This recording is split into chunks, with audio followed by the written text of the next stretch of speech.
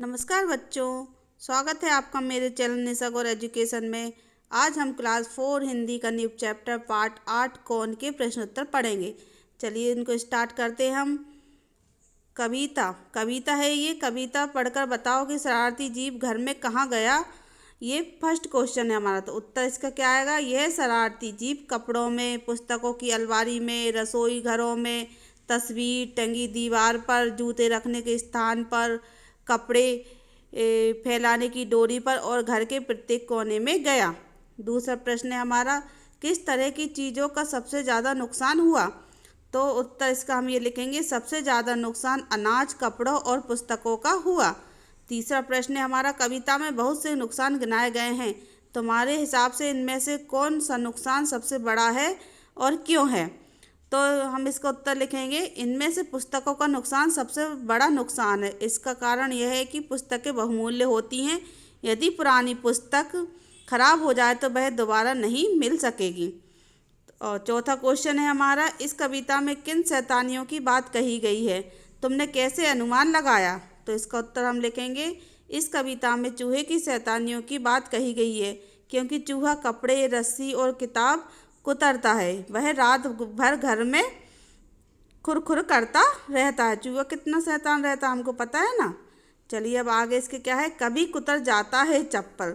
शरारती जीव ने बहुत सारी चीज़ों को कुतरा, बिखरा या और काटा। अब तुम बताओ किन किन चीज़ों को कुतरा जा सकता है, बिखराया जा सकता है।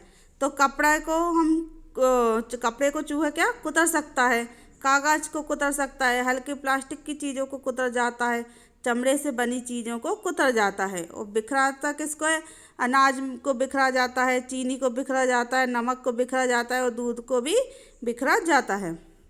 कबाड़ का हिसाब, कबाड़ी क्या क्या सामान खरीदते हैं।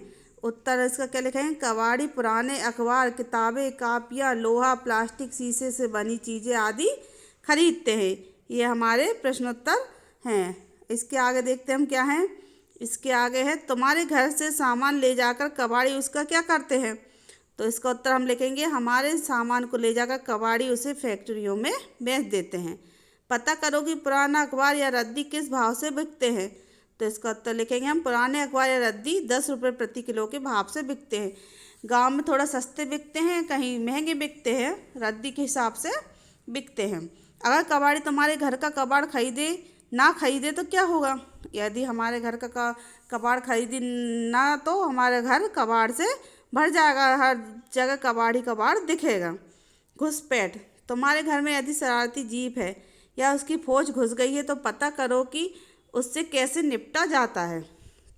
उत्तर क्या लिखेंगे हम इसका, इस शरारती जीव यानी चूहे या उसकी फौज से निपटने के लिए मेरे घर में चूहेदानी का इस्तेमाल किया जाता है। इस चीज़ से निपटने के लिए हम बिल्ली भी पालते हैं। कोई कोई लोग क्या करते हैं, बिल्ली पाल लेते हैं और किसी किसी घर में चूहेदानी रहते हैं जो तारों का बना रहता है, जिसमें चूहा फंस जाता है। इस शरारती जीव के अलावा और कौन कौन सी जीव तुम्हारे घर में घुस जाते हैं। तो कौन कौन से जीव घुस जाते हैं हमारे घर में, बिल्ली, कॉकरोच, चींटियाँ, छिपकली, मकड़ी, मच्छर, ये जीव घुस जाते हैं। बूझो, नीचे लिखी कविता की पंक्तियाँ पढ़ो, जिन शब्दों के नीचे रेखा खींची उसका अर्थ आपस में चर्चा करके बताओ। कभी खलीता पर बन आती, अनजाने पैसा गिर जाता। तो खलीता और थैली।